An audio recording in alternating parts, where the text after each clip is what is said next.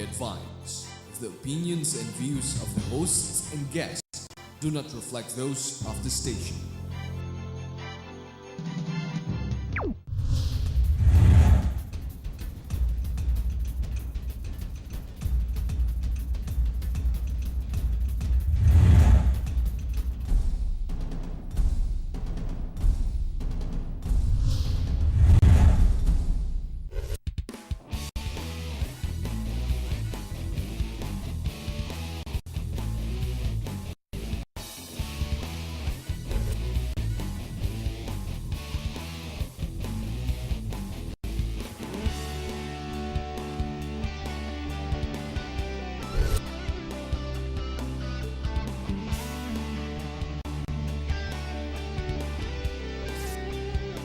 You are what you watch.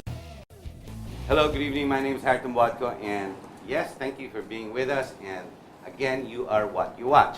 Now, if you've noticed, since the concept of Noy Noying was created and it hit the newspapers and media altogether, all of a sudden we have an overheated, overacting president. But why not? Then here is a perfect example of how media can push whatever forces out there that say that they are the powers that are.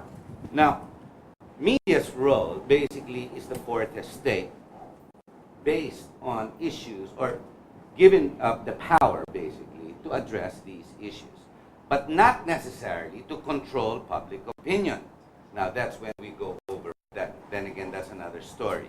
It's interesting how the president is now being called to change, and very quickly he is changing, scared that his ratings are going down. And as of this morning, yes, they did. And that will continue unless the people are happy. The question is, who are the people?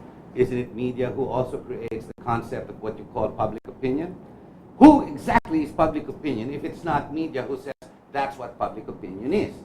I guess the people in general have lost their voice. And unless you realize this, you are but a pawn in a big game wherein the players don't necessarily have to go after the king. It's called saturation and being around there.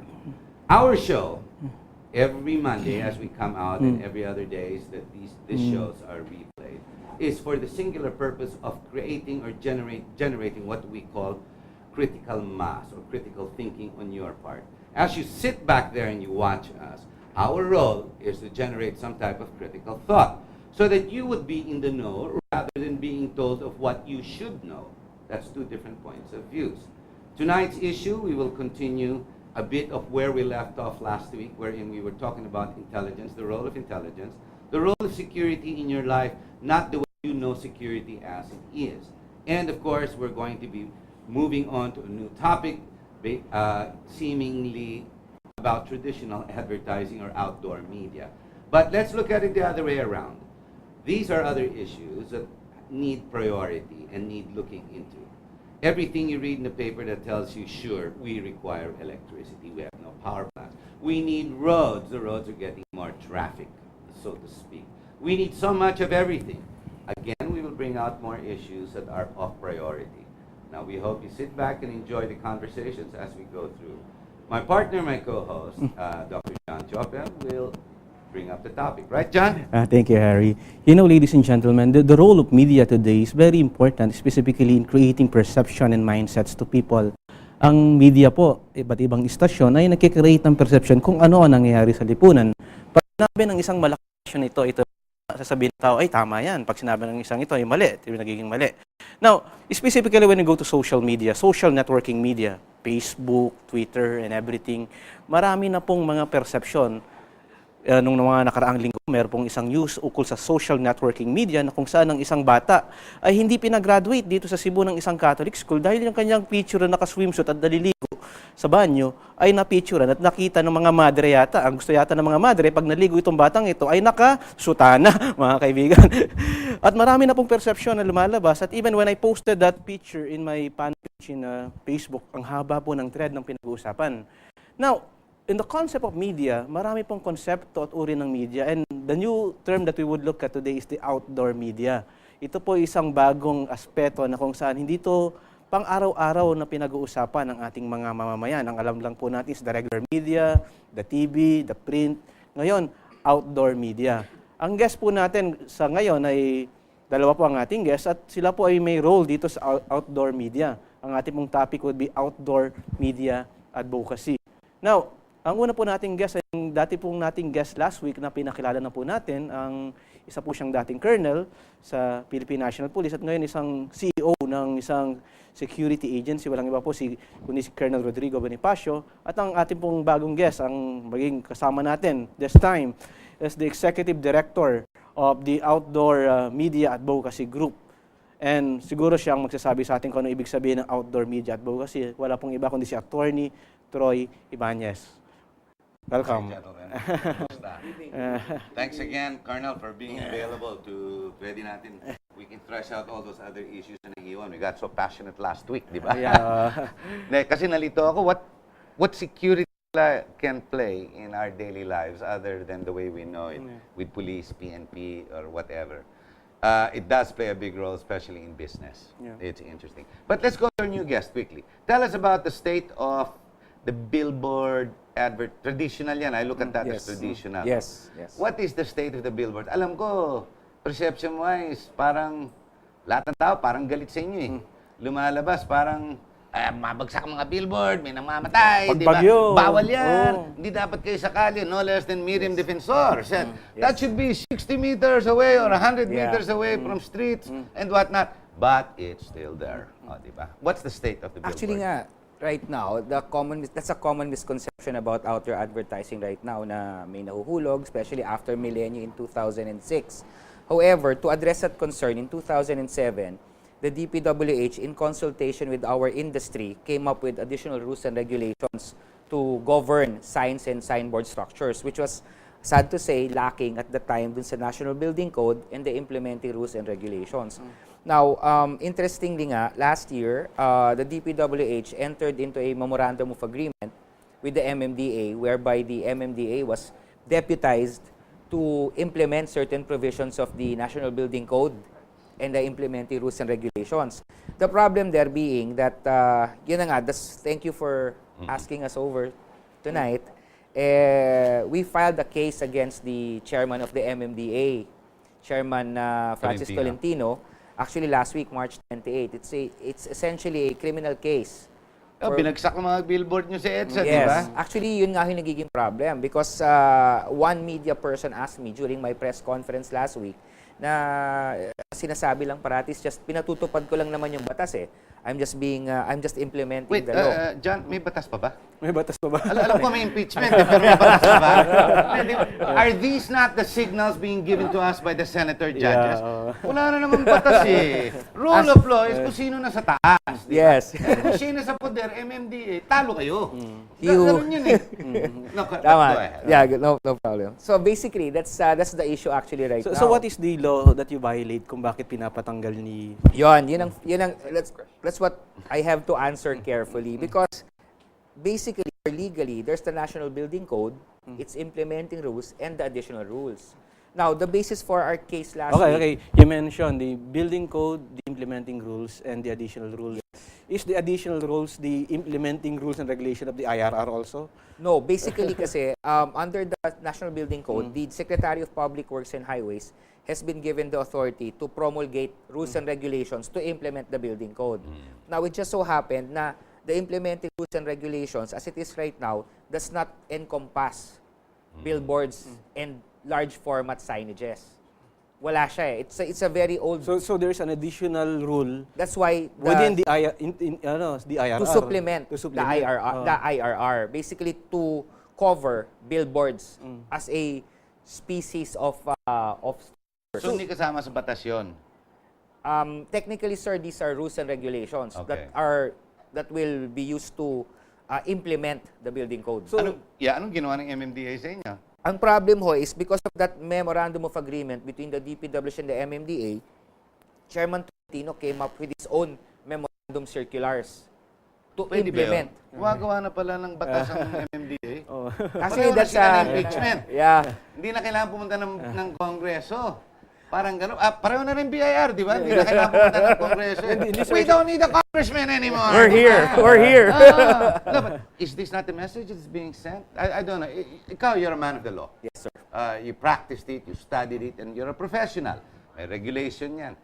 Mali yung ginagawa nila. Actually nga, sir, Supreme Court has in countless decisions categorically stated that the MMDA and the chairman of the MMDA has no legislative nor police power.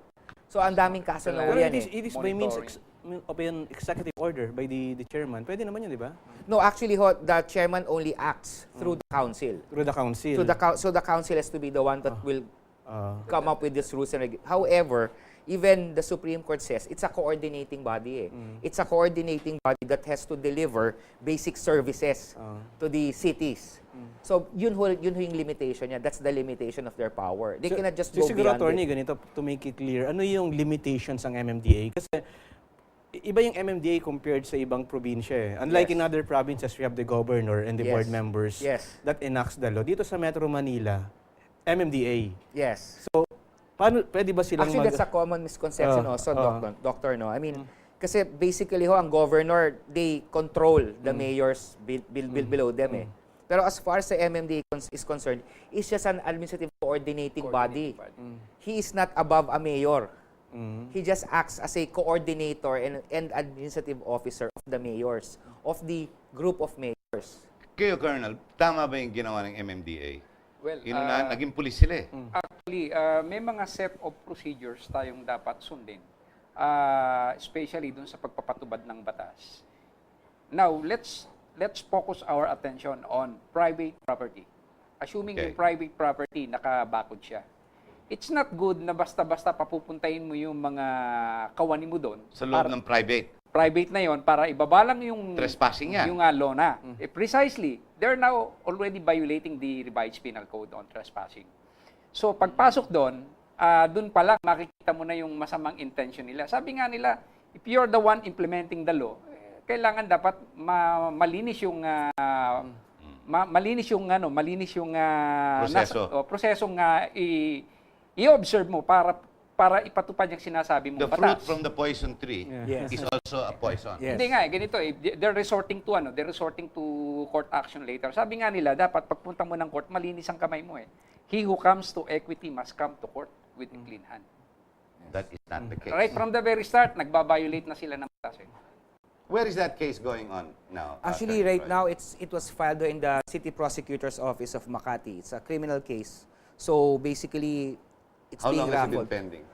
We just filed it last tapos week. na. We just filed it last week. We pala. just filed it last week. Mga 2 buwan pa yan. So 3 we're buwan pa yan. we're waiting for action from the Makati City Hall Prosecutor's Swerte Office. kayo, you filed it in Makati kasi mabilis-bilis sa Makati compared to the other cities.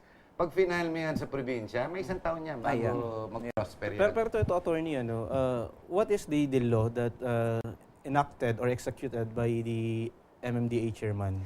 Basically, Doc, he promulgated 4 memorandum circulars. Okay.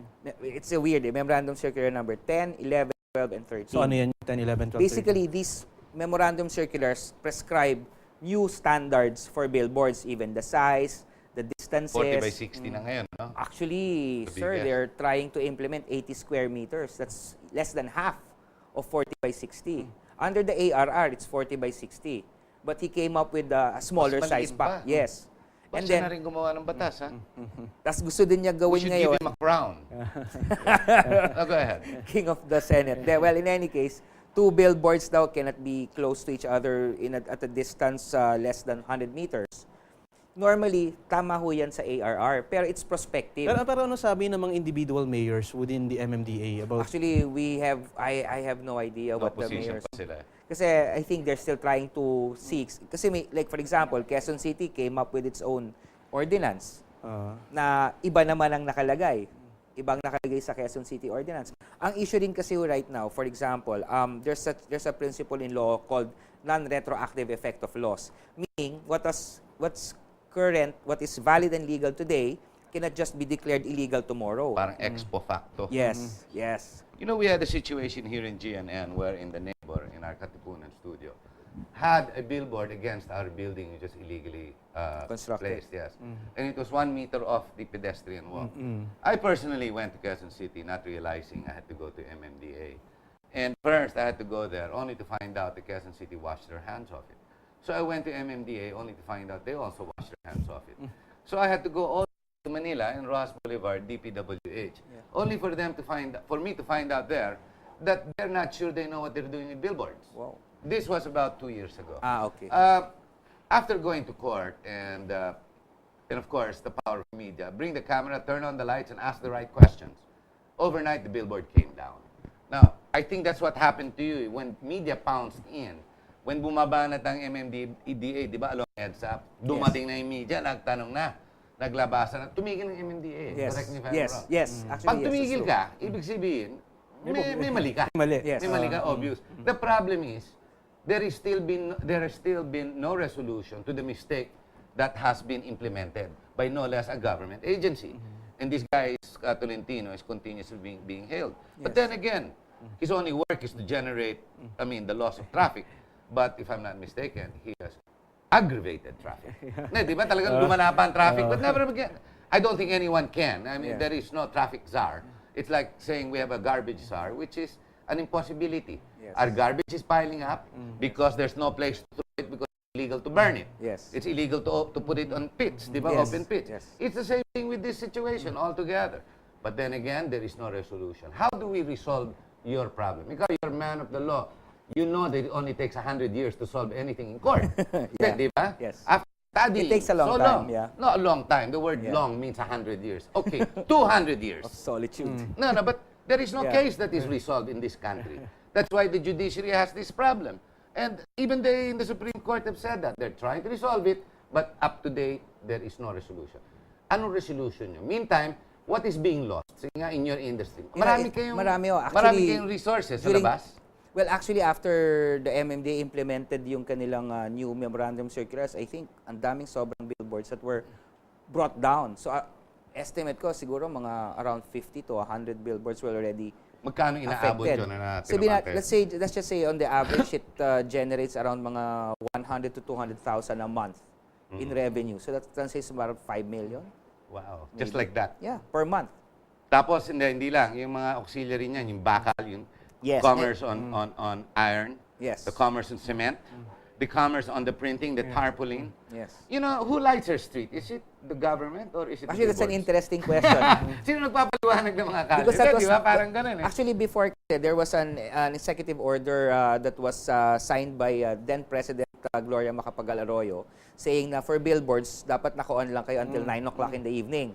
But then there was a study conducted after kasi nung in-implement yon, pinapatay Dumilim. lahat, dumilim ang EDSA.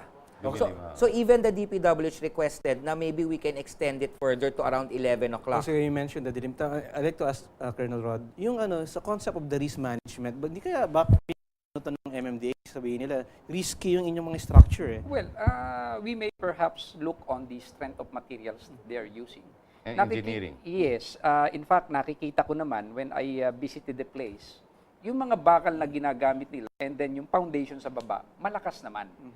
Perhaps even their own Pero engineers di would- ko sabihin, barahin ka, sabihin sa'yo, hindi ka naman engineer, Colonel Of Rod. course, bakit hindi tayo humantong dun sa examination ng Okay. strength of materials Okay. na ginagamit nila? And another thing, if I may say, speaking of safety here, of course, nakadikit pa rin ang safety sa security. Especially when it comes to typhoon declaration or low pressure area. Itong miyembro ng outdoor advertisers, meron silang initiative in anticipation dun sa nangyari after nung milenyo. Pero nung, Binababa na kayo eh. nila. pero nung tinatayo naman yun, di ba, meron namang building permit yun. They go within the standards of safety, di ba? Yes. Exactly, sir. Meron talaga, sir. In fact, dumaan sila sa tamang proseso. Lahat ito na na-comply naman nila.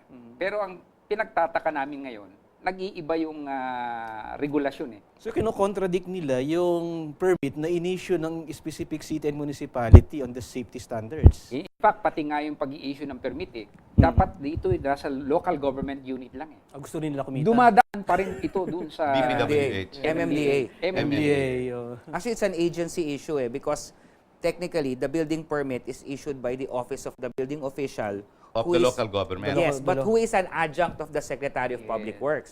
If you notice, in the building permits, even in your house, your buildings, it's issued actually by the Department of Public Works and Highways, but issued through a local building official, the office of the local building, in the LGU itself. In the LGU. Yes. So, what is their manifestation? Why yung mga hinaharang nila kayo dun sa ano? Actually, to address din yung question nyo kanina, Doc, no? Basically, ang safety factor kasi should be determined by wind load, which is an engineering standard. What is a wind load? It is the load that a structure can take given a certain speed or strength of the wind. And normally, sa area natin, ang prescribed, if I'm not mistaken, under the National Structural Code of the Philippines, is only 175. But now, kasi ang typhoons are stronger, mga 220. So we were amenable kasi even outdoor advertisers were actually gusto namin safety, but who would want to patronize a Correct. a dangerous product? Correct. So actually, even if the size is small, if the wind load cannot withstand yung typhoon that Bibigay din yun. mas delikado pa ho yun kasi lili pa rin yun eh. Tsaka sila mananagot. Hindi yan mahuhulog eh. Sila mananagot. Kasama. Pwedeng Aksidente. ilipad ng malayo. So actually, it's not just the strength of the materials but also the wind load that has to be determined. Gaano kalalim mo huhukayin para yung foundation doon mo ipaplant. These things are factored in already when nung craft ni Secretary Abdani yung ARR. That's why there's a standard there, yung wind load, which is lacking actually in the memorandum circulars. Meron din mga size issues. But then again, the industry, even though before wala kaming maximum size, we already agreed in 2007. Sige, maybe let's adopt a uniform size na 60 by 40. We have to maintain din a certain level of marketability for our clients. Kasi if it's too small naman, who would patronize it kung hindi naman mapapansin? Whose fault is it that the information is lacking or wanting when it comes to the permits? For Actually, example, wind load. It's very hard kasi ho to point fingers as We far have as to point at somebody. let's put it this way, it's already in the law. So it's actually incumbent upon each and every person involved in the industry to know about it. Because under the civil code nga everybody is presumed to know the law. Ignorance of the law excuses no But one. in this case, the law is not congruent. It's not enough. It's incomplete. Ni walang wind load factor. as Actually, you sir, pointed out. if you look at the ARR, that is our proposition. What we're saying is, why don't you just implement the ARR? The additional rules and regulations, because technically, that ARR was drafted and promulgated To by address the issues. Secretary Abdani at the time after Millennium, After Millennium. to address safety issues. Now, they're saying, we're here for public safety and welfare. First question, ever since Millennium ba, na lumabas yung ARR, was there any major problem with billboards? Wala naman eh. Okay, gentlemen, we're at the bottom of the hour and we're going to have to take a short break. Ladies and gentlemen, if you've noticed, the controversy or the inconsistency lies not necessarily with just the law, but the people trying to understand and comprehend what the law is. When you have issues like this, of course it will cause confusion and conflict of interest will come into play. Policing, security, and all of that will begin to crumble and will come into conflict. Whose fault is it? Now, we can always say, well, kanya, we pointed everybody. The point is, it's a mess. And the position is it's a mess. Until we and address the issues as this being a mess, we will never find solutions. But at the rate we're going, it seems the Filipino people, based on what media is telling us, we accept the mess. Is that true? I mean, do we? Are you a mess? Is that how you want our country to be? A mess? Stay with us. We'll come back and let's see if we can make sense out of this mess or this quagmire that we have put ourselves in. Remember, the leaders we chose are the very examples or the people we chose to lead us. And if they're going to make the mess, the real story of the game is we created the mess. Di ba? Parang ganun eh. Either that or I'm messed up. We'll be right back.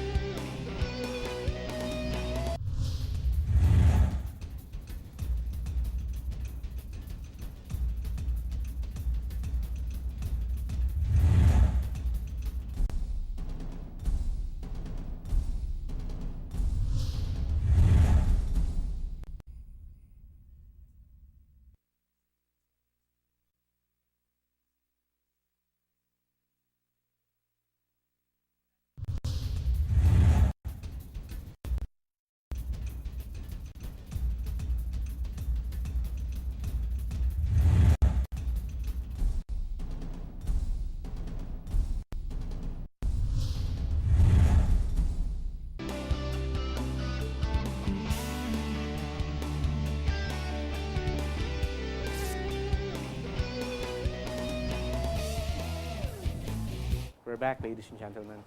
Now, the issue per se pertaining to the outdoor media, to some people, it might be a new topic and so critical for us to understand. Why? Kasi bago pong usapin ito eh. At sa puntong yan eh, marami sa ating mga kababayan na nakakaintindi lamang ng outdoor, yung mga billboard, yung tinatawag palang outdoor media. Kasi ang tinatawag is print media, the TV media, and the social media na ating nakikita ngayon. So ngayon, marami rin palang problema in this media aspects. So my question right now to continue with the discussion is that sino bang nagre-regulate ng outdoor media? Kasi kung yung kung itong mga TV is may MTRCB, eh yung outdoor media meron bang regulatory board o body? Well, basically, no, you have to look at the billboards in two separate aspects. One, the content. Then the other one, the structural integrity or the structure itself. As far as content is concerned, we adhere to the ad boards. The ad board. Content ko yan. Yes, agency. ASC sa Ad Standards Council, they're the ones who Mga babae nakahalos-ubad. Nakahalusubad. Pero content yan. Hindi na nila problema yan eh. As far as concerned, ang issue ho namin sa structural Sa integrity. structure. So basically, under the law, it's a DPWH. DPWH. Yes. So ano ngayon yung papel ng MMDA? Ang problema, last year, August 10, 2010, DPWH deputized the MMDA to implement certain provisions Okay, the of word the building code. deputize is that they were given the authority but still they need to adhere with the DPWH Yes, ruling. precisely. Wala silang autonomy. Wala silang separate autonomy, not even under the law, not Oo. even under the MOA, to come up with their own rules. In fact, if I may be so bold as to say na, yun nga naging problema eh. Because these people have no experience implementing the rules and the laws on billboards, they decided to come up with their own. So, dun ho nagkakaproblema. It's Ang like the masama. senator judges acting as rulers and acting as the Supreme Court. Ganun na nangyari. Walang naiba dyan. Yeah. Di ba? Parang ganun lang yan eh. Nakialam sa hindi poder at hindi nakakaintindi. Gaya nga ni sabi ni Colonel Bonifacio, nag-umpisa lahat yan sa safety issue eh. Yeah. Security of the people, the safety standards issue. Kaya lang, it got muddled. Yeah. Is it a safety issue or a political issue? Actually, that's a good question. Kasi when you look at it, ever since Milenio, ARR came out in 2007, has there been a major billboard crisis or accident since then? Wala naman eh. That's why nga we don't know where it's coming from. Political pa pogi issue. I wouldn't want to call. Or is Tolentino would like to imitate Bayani Fernando na matapang? Kasi sinundan niya magaling eh. Yeah. Hindi kaya ganon? Well, In fact, yung ay, 'di ba, yung sa high desert, nagsimula sila sa sa mga bus stop. yeah. Since the time nung time ni Tita Cory, meron na tayong tinatawag na outdoor advertisers. Meron na. Meron na. Makikita niyo yung mga bus stop. Meron na 'yan, ginagamit nila 'yan. Medyo ngayon nga medyo dumadami nga sila. Pero ang bottom line diyan, pagdating sa safety, dapat yun ang i-regulate nila yung safety, hindi yung total pagbaba ng To level it down. Yes. Kasi sabi naman ng DPWH, tapos ng local government engineering, binigyan ng permit, that's safe. Yes. So, walang problema. Anong problema? Dapat walang problema. Actually, Ba't dapat nagkakaroon walang ng problema? It's an indication na meron na silang compliance eh. Mm-mm. The fact na Yeah. nakakuha ka na ng clearance o permit, meron na Yeah. indication na may compliance. Hindi kaya yan yung magkano ang dahilan? Para pwede Ano na may kayo. political dyan? Environmental. Hindi kaya magkano ang dahilan? Sige, okay na yan. Magkano Kaya ba? ba pagkitaan niya? Malaking pera pa yan. Actually, it's a big industry. It's really a big industry. The problem lang kasi ho right now is there's no real law or Republic Act that governs it. And that is why there's an outdoor media advocacy group. We started actually as advocates for reasonable legislation. In fact, we started lobbying na in Congress last year to come up with a law that will govern the outdoor Ako, if I industry. may, in your industry, it doesn't bode well that you have different associations rather than one, so you have one strong voice. You're not big enough to have multiple associations, and you do. The advertising industry outdoor, my suggestion is you go, because I remember I had one of your proprietors, Alvin Carranz, who at one time, because of the San Carlos billboards, he had one of the bigger ones. Yes. And that was his problem. And I think, one, you've got to really unify so you have a voice and you go to legislation para maayos nyo. And really, this is a mess. Kaya ba pagkitaan niya? May political ba talaga yan? May corruption ba yan? When you answer that question, be careful because you're saying, is the MMDA corrupt or not? Actually, I Go ahead, am the not. camera's on you. Is I'm he- not is he privy. not? I am not privy to any dealings with the MMDA. Although I heard of a news item before about a certain consultant of the MMDA who was caught na accepting a bribe. Yeah, but that's one-off. It's not Yeah. necessarily the chairman. But It's hard to say. I'm not privy to any dealings with the chairman as far as this aspect, this issue is concerned. Di ba mahirap kumuha ng permit para sa inyo to begin with? Yes. So, when you get your permits, is it imbued with graft? No, In actually, general, we, when you we get just your we permits. normally just pay the fees. May I use- resibo yun. Yes. So, local government really makes money out of that. Yes, in their local coffers. Yes. Okay. The local government. Wag lang yung pahirapan at binubulsa, di ba? Yeah. Ganun ang nangyayari. So, wala naman masyadong corruption sa Well, industry. I have not encountered actually yung ganyan. He's a nice man, ano? I Last have week I not. was pushing you to say, if Noynoy is corrupt or not, you refused to answer. Remember that? You refused to answer. Now I'm trying to make you say it. So, I have not there is no encountered. problem. I have not encountered. So, malinis pala yung industriya. Where is it going now? So, you went to court. It's in the fiscal's office. So, you're going to wait another 2-3 months. What do you intend to resolve there is the ARR. So, at least, to bring Yes. it, take it out of MMDA, bring it back to DPWH. DPWH, yes. Well, DPWH now has a better rating of trust based on the surveys, if we are to believe them. Unlike what it was in GMA's time, that mukhang Singson, no? Correct? Commissioner Singson seems to be doing a good job. Secretary. Secretary Singson. But although there's not much work to be done because government is saving. But nevertheless, he enjoys a higher rating. So maybe your resolutions will come to be completed. Hopefully, sir. Hopefully. We just want the government, the ARR, to implement the ARR, be it the DPWH, or if the DPWH feels that the MMDA can do a better job than the DPWH as far as implementing the ARR is concerned, then fine. But it just raises a very precarious situation. What next? Will the DPWH now deputize the Department of Agriculture to implement the building code provisions on roads leading to farms? Will they now Good point, deputize ah. the DOH to implement on roads going to To hospitals? I mean, di ba? Parang Ano bang strong yung MC, Memorandum Circular? O it's the- always the national law, which is the National Building Code supplemented by its rules and precedent na yan, regulations. Yung sa kay GMA, di ba? Yung Memorandum Circular ni De Lima. Oo. But you also have to understand kasi saan nanggagaling yung authority. If it's a De Lima Memorandum Circular, then as Secretary of the Department of Justice, she may have that authority to promulgate his rules and regulations. But in this case, But regarding sa TRO ng Supreme Court, that's a different. Yan, mahirap yan. Diba? Oo. Mahirap yan. Pero Pero she doesn't think so. She thinks she's correct. Mas malakas siya. Ang Department of Justice is well, higher than she the was, Supreme Court. she was appointed by the Yun na nga, incumbent. gayahan na sila She sa was gobyerno appointed by the nagkakagitan. incumbent. Kaya ginaya ni Tolentino. So ganun. So we're Ganun, messed ah. up. Eh, Tolentino mess up. naman kasi I think his position is equal to a secretary or the cabinet secretary. So he thought maybe he can just come up with his own rules and regulations. Although the Supreme Court has in countless decisions categorically talaga stated that MMDA and the chairman has no police, much less legislative power. So what is supposed to be the action to be done by the MMDA? Just implement the law. Or can they come up with a opinion, then forward it to the Maybe they can come up with recommendations. recommendation? Yeah. To the Secretary of Public Works for the Secretary's consideration. Ganun ang tama. Yes. Yes. It's the only thing that they can do. So after 2.5 years, the minions of the president and the strength and absolute authority of the president are beginning to flex their muscles and they too become little presidents. Is this what's happening today? Alter ego eh. Secretary ko naman Good point. Alter ego, yeah. Admin law. Admin law. Alter ego. But you see, today we tackle the issue of billboards. As Attorney Troya said, tomorrow do we tackle the issues of going the roads leading to agriculture? Is it now DA? Yeah. Do we do that with DOH? Do we do that with schools? You see, Actually- everything's going to start once you create the president, the Yes. president.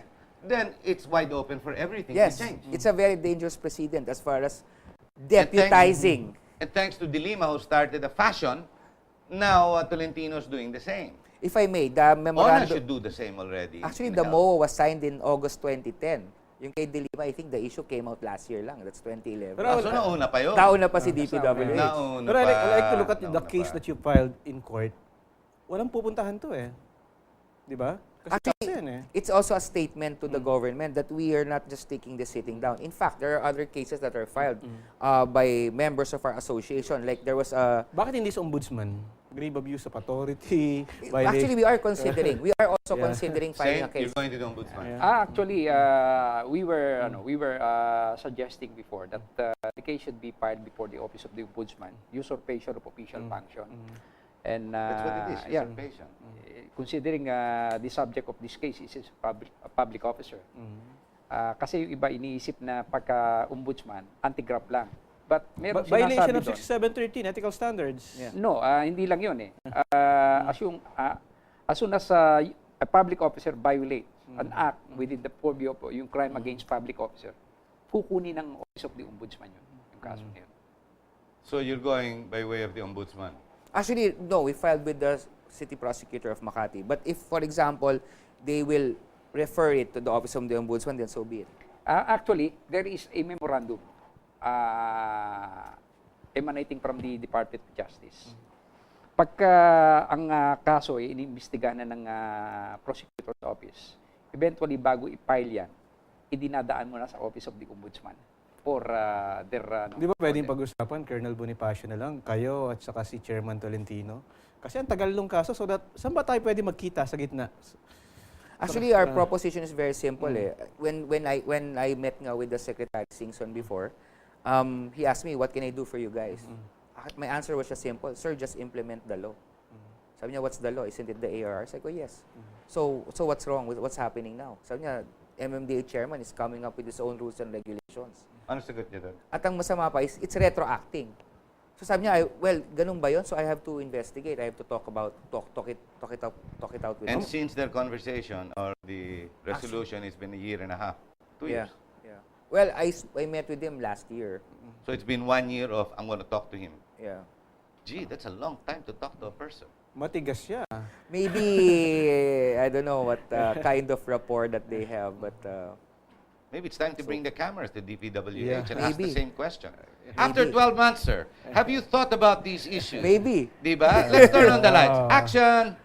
So, sir, what's this news that I hear that you deputized the MMDA? Oh, totoo, diba? Who's next? DOH? No, I'll tell you who's next. Comelec. They're coming Comelec. under the gun. They just bought the Picos machines and everything. Wow. Sunod-sunod yan. You know, we have a government that is beginning to take action against the law. Tuwid na daan. ikaw In naman the right eh. or the wrong Tuwid na direction? daan. The right path? No, I think the spirit Or of the other many of path. these people trying to do whatever they're doing independently, I think is in the right mode. Except that there's what we call rules of law, which we are bound to unless we wish to embrace anarchy. And sometimes the passion of some people go over bounds, diba? And it becomes problematic. Kaya lang, Harry, it's been a trend that the rule of law at this day is not being followed. Marami na. You look at the impeachment, this case, and everything. Kumaga, okay lang lumabas sa batas eh. Di ba? Nakakasunod naman eh. Di ba? Actually nga, if you can impeach a Chief Justice of the Supreme Court, then what's stopping secretaries or lower from not following the judges? I mean, di ba? Parang, yung impeachment nga may I would also like to advantageous impeach the precedent. citizen of the Philippines. The Yeah. uneducated and the non-body politic, I'd like to impeach them. O, They should be disenfranchised. Exile them. Oo, di ba? Dapat ganun na mangyayari. But it's not, well, I don't know, I'm making fun of it already. I Yeah. realize. Sorry, I'm sorry. No, but it's true. It's frustrating. We talk about issues here openly. To discuss them, to bring them into light for our viewers to understand that there are other priorities and other issues that are taking place. And most of the time, what's worse is people are being complacent. Alam mo, it's very Filipino kasi ganito tayo eh. Pag hindi na sa bakod ko at hindi pumapasok sa loob ng bahay at hindi tinatamaan ng pamilya ko, wala akong pakialam dyan. Hindi ko pakialam yan, di ba? Pero pag tinamaan ng anak mo at punasukan ng bahay mo, all of a sudden, advocate ka na. Yeah. Iyan ang problema ng Pilipino. And manonood and they like to go with casino celebrities, the trivial matters. It's sad, but it's truly the case. So, what are you looking at now in your industry among all of you? You're just gonna passively wait for the rule of law to take place? Actually, we already have filed cases, and in fact, one of my clients already obtained an injunction against the MMDA from further dismantling their structures. So that's actually one path that other industry people should consider, filing individual cases against the MMDA to enjoin them from dismantling or taking down their tarpaulin materials. One of my clients was successful, so he's okay. Ito usually, attorney, people would look at it. Ito yung mga ad agency na to, yung optical media, the outdoor media. Content yan. The outdoor media per se, yung structure, kumikita kayo malaki. Yan ang usually yung sasabihin ng tao. Ano naman yung social responsibility actions nyo? Actually, right now we're doing Good News Pinoy we're spreading the good news of the government. Actually, it's ironic because we are also publishing mga good news, mga what do you call this? How should I say this? Achievements being made by the Aquino government. In fact, we have a Halimbawa? we have a MOA. We have a MOA with the PCOO, Philippine Presidential Communications Group, na we publish their good news. Yung mga ganyan. We have advocacies But like that. your corporate social responsibility should be, as Colonel Bonifacio pointed out, safety, Yes, safety. security, safety for the people. Your environmental concerns within the realm of your responsibility, I think that's more than enough.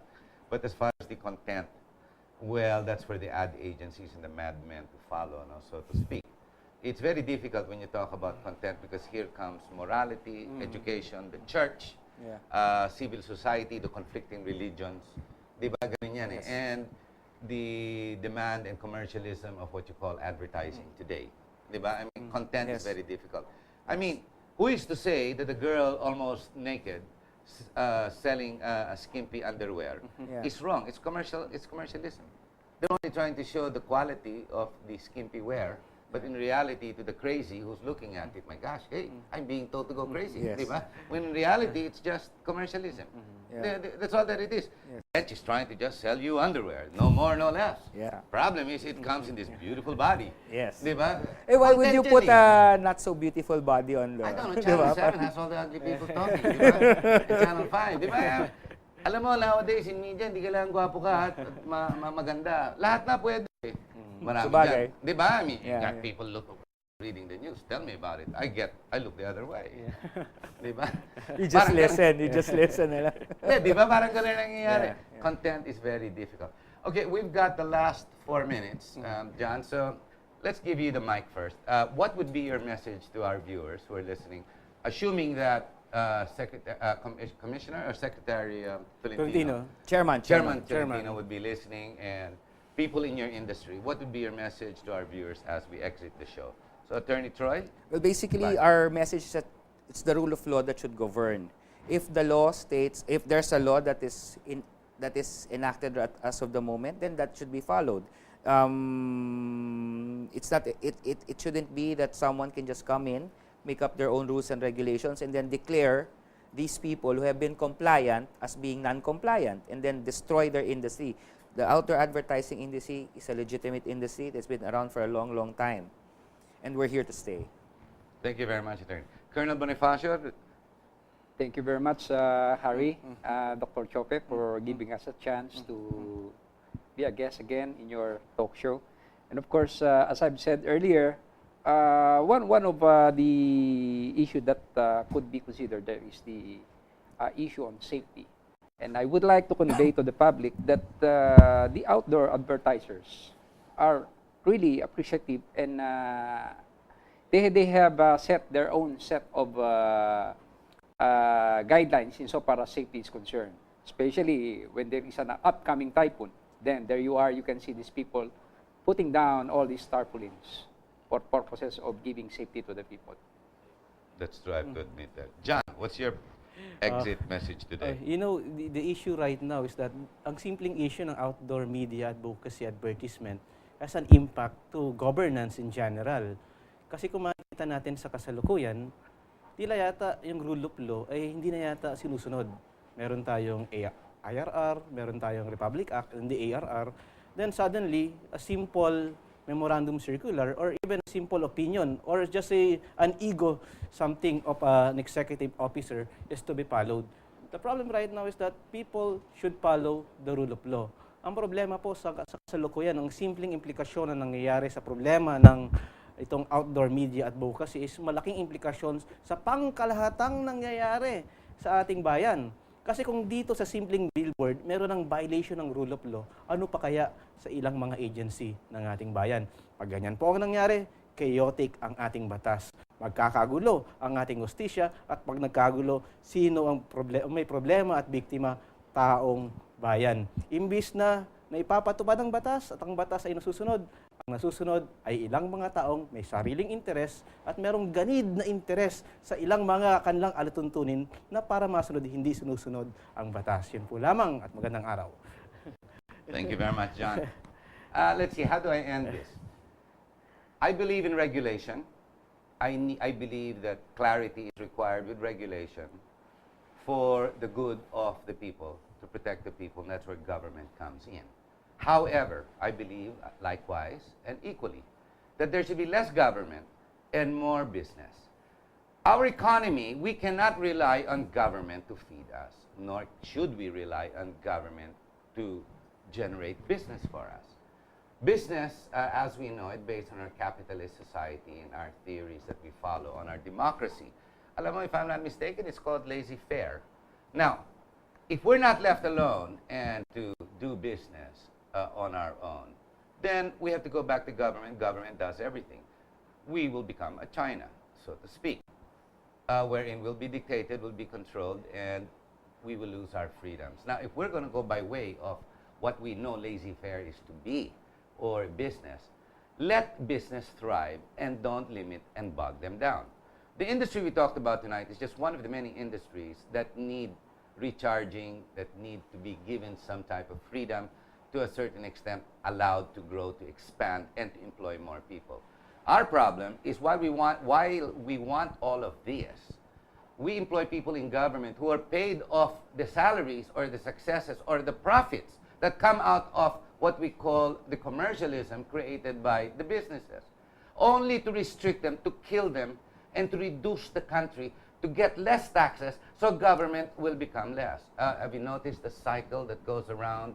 It doesn't go around in a circle. It comes around at the same time, and it's in conflict. Now, until we realize exactly the role of business and where that comes in, the role of government for regulation, yes, the words clarity, clarification of what is called regulation, implementation is just equally important and of priority. But take the business away, and there's nothing to regulate. Magandang gabi po sa inyong lahat, and I hope you tune in again, and happy Easter to everybody. Thank you very much. Attorney Colonel.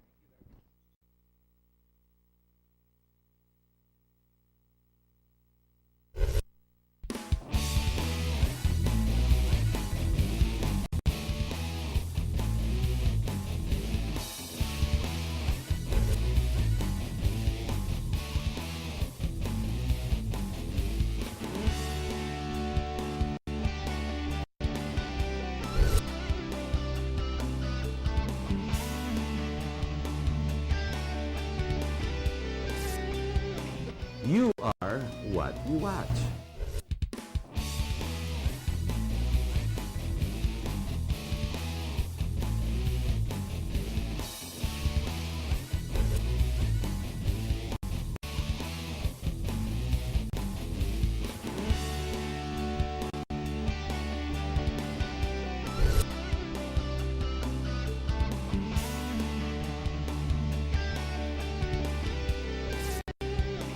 You are what you watch.